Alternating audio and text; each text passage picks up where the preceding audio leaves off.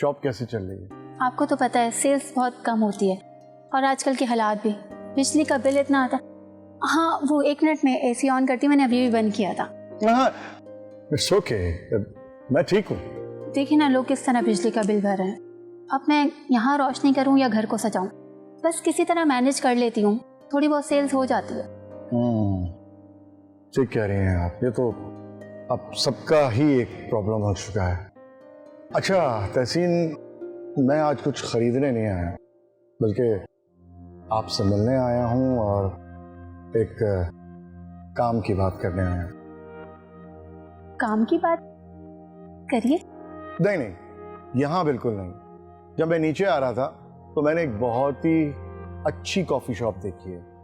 आप यकीन करें कि बहुत अच्छी खुशबू आ रही थी। मेरे ख्याल है वहीं बैठते हैं और बात करते हैं। और हाँ प्लीज़ मुझे गलत मत समझिएगा,